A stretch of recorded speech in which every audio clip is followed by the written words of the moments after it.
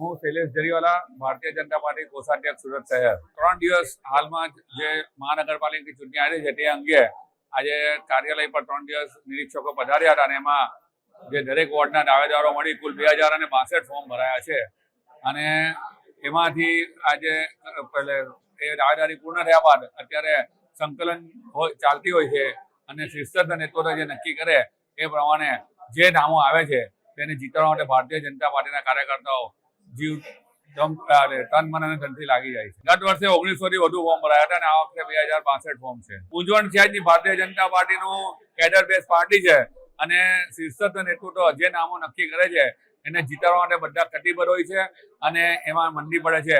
પછી કોઈ વિરોધ નથી.